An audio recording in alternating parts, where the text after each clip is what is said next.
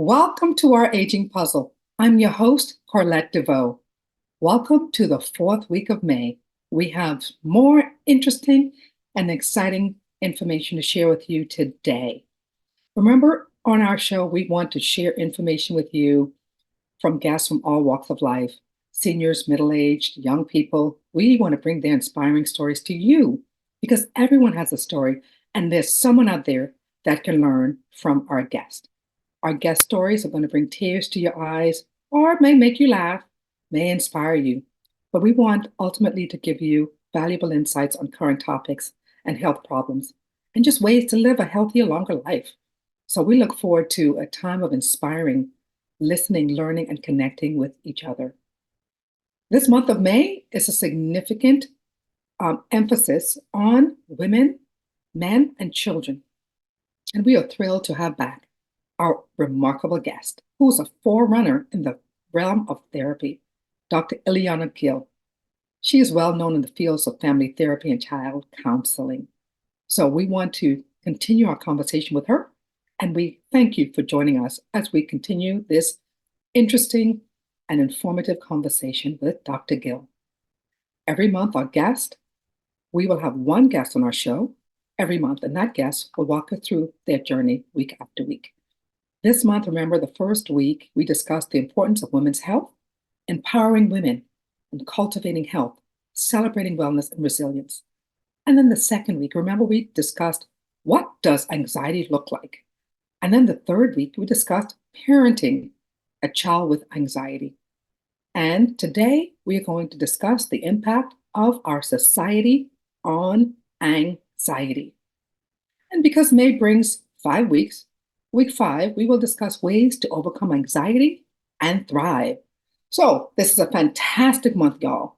So I hope that you will continue to join us every single week to hear all of the fantastic things that our guest has to share with you and hear their journey week after week.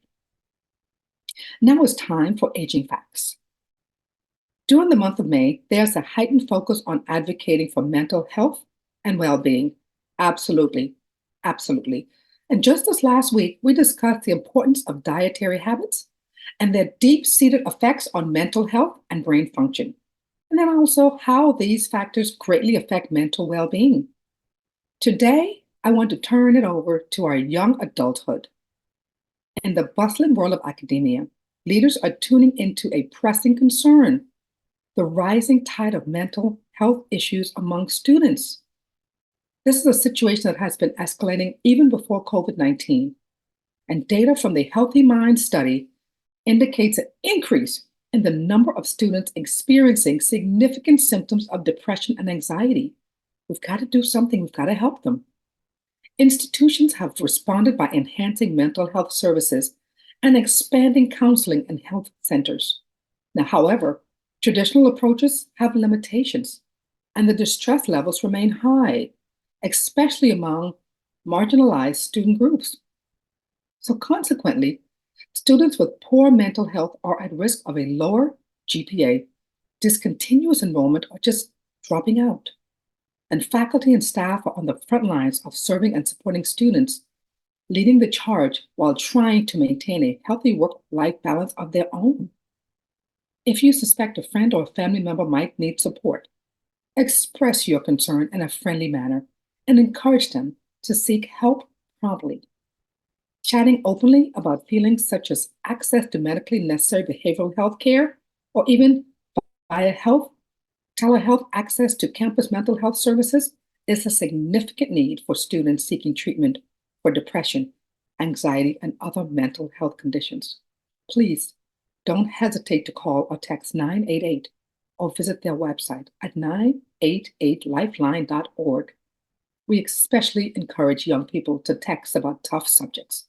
Seeking help can save a life, so seek help safely no matter where you are or who you are with. Now it's time to welcome our special guest today. We are thrilled. Yes, she is back.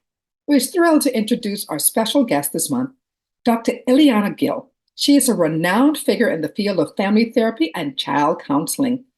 This amazing doctor has held key roles, one of them as a board member of a number of professional counseling organizations that use play and art therapies.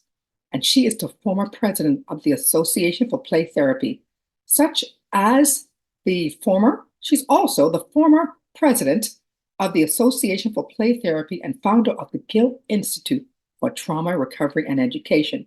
Super duper impressive. Dr. Gil attended the California Graduate School of Family Psychology in San Rafael, where she gained her doctorate in family therapy. Dr. Gil is amazing. She's not just a clinician, she's also a passionate educator who illuminates pathways of healing using play and art therapies.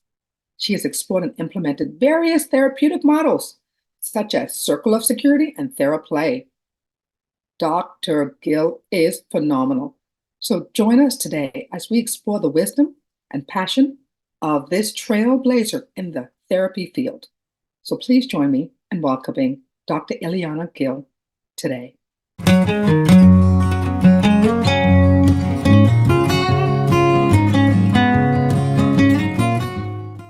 Welcome back, Dr. Eliana Gil. Welcome back. Thank you. Nice to Today, see you. fantastic. Great to see you too. Today, we're going to explore the impact of society on childhood anxiety. And you're here again, and you shared some phenomenal bits of information and insights on how to help to identify the symptoms of anxiety and how to help our children with anxiety. And one of the things that you said last week that still resonates with me is you emphasize the importance of communication in supporting children with anxiety.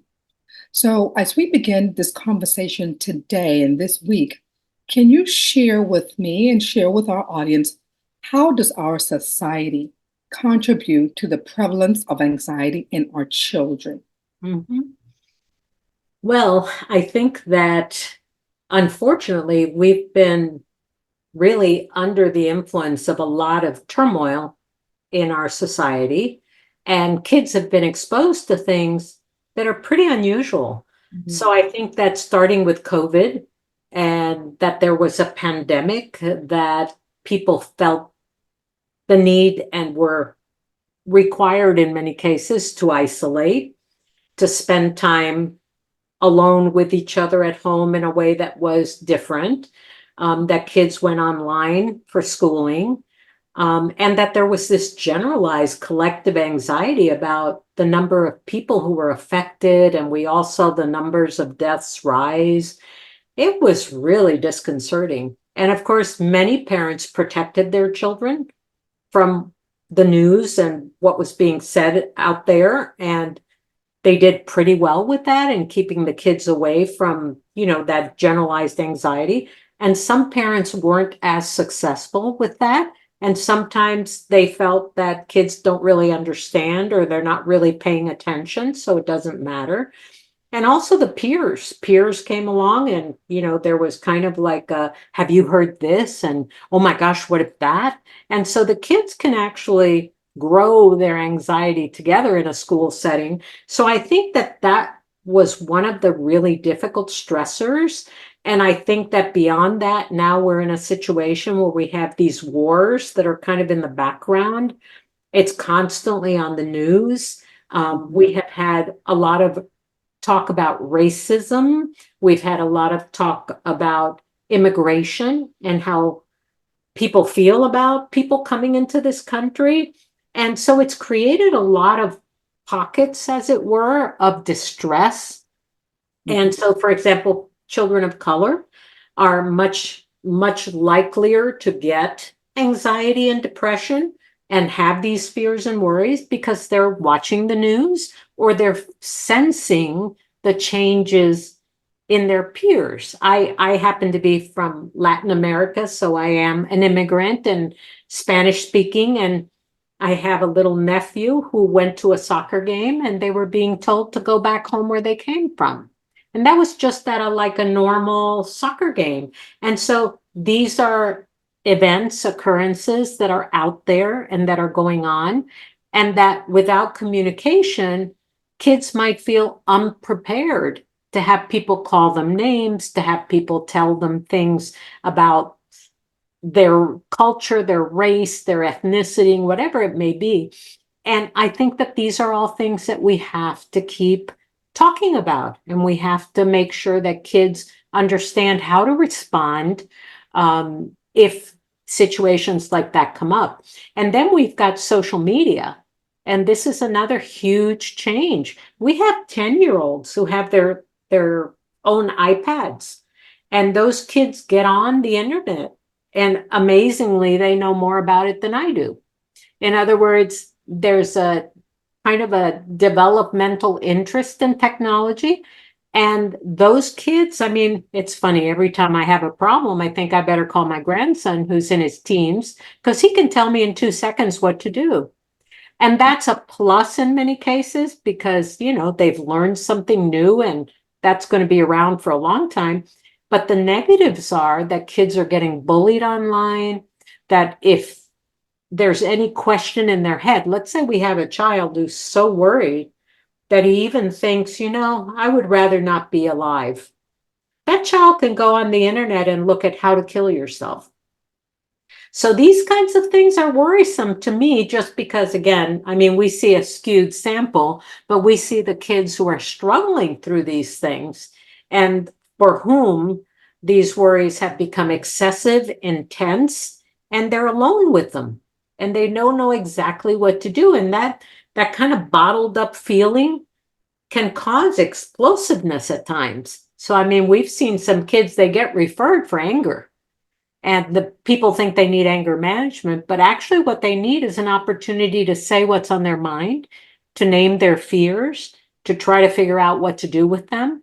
So again, it's the age we're living in is exciting. There's so much newness and difference, but there's also these areas of difficulty that we need to keep paying attention to. So even talking to kids about 9/11, for example, I mean, that became a really important thing to do because kids didn't understand and they started feeling like they're going to come and attack us any minute. And so this is kind of like the fertile ground for anxiety to grow, and parents have to contain it. They have to say, let's talk about this and how, you know, do the reassurance that they can do. Because the reality is that we don't know a lot of this. We just really don't know what's going to happen, but we have to be prepared to address it in a realistic way so we don't end up again holding a whole bunch of worries that we don't know what to do with. Wow, you just shared so much information, Dr. Gill. You know, you talked about COVID and the impact of COVID on our children and anxiety. And then you talked about technology. Technology is a good thing, but sometimes it's not a great thing, right? So you talked Exactly. about the technology and the social media and the bullying online, and you know, you shared so much information, and all of this is being thrown at our children every single day. But the one thing you said out of all of this goes back to, again, communication. We have to continue to communicate and prepare our children and let them know what's going on to alleviate their concerns and their worries and their anxiety. Because if we don't talk to them, somebody else is. They're going to find out regardless. It's going to be a friend who's going Absolutely. to tell them something crazy. They're going to find it online from someone. They're going to be bullied online. They're going to find out. So why not tell them? Tell them from our perspective so that they don't get wrong information and so they don't worry. I Mhm. think you're spot on, and I love the advice that you give in. And the communication is so vital based on what you said. So let Yes. me ask you, Dr. Gill, what steps can parents take to help mitigate all of these things, the concerns from social media, the COVID, the war, you know, the bullying online? What can parents do? Poor parents. Yeah, I'm a parent. What Yeah. can we, what I can we, understand. I'm a grandparent. I worry about the same things, but I think that what's important to do is to create lines of open communication. So you can sit, and even if you don't really come into it saying, tell me what you think and feel to the child, just simply to model, wow, you know, there's so much going on. Sometimes I get to really worrying about the families that are exposed to this, or to give an example of today when I was coming home, something happened and it was really unsettling, but I felt good that I knew what to do and how to respond. So let me tell you about it. So it isn't just one-way communication, it's sharing. And it's sharing what you do when you have fears and anxieties, whether they're big or small. And while you're doing that, kind of teaching kids alternative ways to begin to address those things. And I always encourage parents, just know that at some point in your life, your child's going to prefer to talk to someone else other than you. And that's fine. There's nothing Sad wrong with that. reality. That is Yeah, true. it's a developmental process. And so say to them, and who is your circle of friends and who can you go to? And then sometimes I use little circles because there's the immediate family and people that your grandparents and people like that. Then you broaden it to school, and then you broaden it to the neighborhood, and then you broaden it to the church or whatever else. But to have kids look at the layers of people that are part of your community, and who are the people that you can turn to? Who can you go to if you were to have a big concern or a big worry that was going on? I think the other thing I just want to make sure I say is that parents need to have some limits at home. I get worried about, for example, the iPad use. And what happens is sometimes parents are busy. They just got home. They have to cook. And so go get on your computer for a minute while I get dinner ready. And so the computer becomes the babysitter, right? And so it kind of calms kids down. But then if they're on it too long, their eyes start glazing over. They start getting irritable. There's something about being on technology too long, on screens too long, that's probably not really good for the child. They've done some studies on how it affects the brain, and it's complicated, and I think we'll know much more later, but we have to be careful. So I always say to parents, put a time limit on it. And if it's 12 minutes, it's 12 minutes. The alarm goes off, the thing gets shut down. And then to watch what the kids are involved in, because there are all these games that kids get on their computer. Some of them are great and they're fine and they seem to be, good, constructive fun, but others are, killing people and, hunting people down and things that they Shooting don't people. really, Yes. yeah, they don't need to be looking at all that stuff. So I always ask parents what's on their computer. Let's take a look at it. Have you looked at any of these games? Have you played it with the kids? So that they're not having sort of ignorance of potential harms and dangers. And just because all the kids are doing it doesn't mean that for your kid, it's the right thing to do. And I feel the same way about movies. For a long time, there were all those Freddy movies. I forget what they were even Oh, called. yes. Scary characters, and kids can get online and inadvertently, suddenly something pops up and now they're engaged with the kids. And there's just a lot of very harmful products out there. So I just think that parents need to pay attention to that, make sure they're containing the external information that comes in, and then doing their very best to promote values and principles and critical thinking, so that even giving your child a problem and saying, I wonder what you think. How would you address this if it was happening with a friend? And then the parents can say, well, I think this would be, and those conversations, I know that frequently parents say we don't have time for any of that. Making time becomes one of those important preventative aspects that can kind of, prevent something harmful from happening down the road. Yes, absolutely. You've talked a lot about family. Let's talk about the family dynamics, Mhm. the expectations that families have, the familial relationships and the household stressors. We all have them, right? How does the family dynamics impact and contribute to a child's anxiety? And Mhm. what can parents do to create a more supportive environment to help reduce and eliminate anxiety? Yeah, I mean, a supportive environment to me includes communication, whether it's verbal or nonverbal. And by that, I mean, sometimes, yes, you can talk to kids, but other times you can do other things like play with kids. And that's a form of communication or connection. Emotional connection is probably the most important thing. If you've got emotional connection, supportive people, people who feel they're part of a team, we're in this together, they rely on each other. I think those kinds of families work a whole lot better than when there's a lot of divisiveness between people. Maybe the siblings don't care for each other and the parents somehow just try to separate them but not promote their relationship. We Right. just have to be careful about all the things that can come up. I sometimes think of it as families or the parents actually either doing too much of something or too little of something. And the too much is hovering, and the too much is too many limits, or, sort of holding a child back from developmental strides.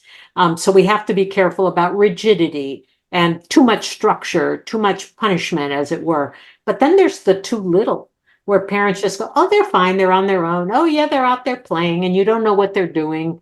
And Right. you're not getting to know them as they're getting older and older. So it's those dynamics, either too much or too little, that I worry about. Something in the middle Mhm. includes, again, time that you set aside.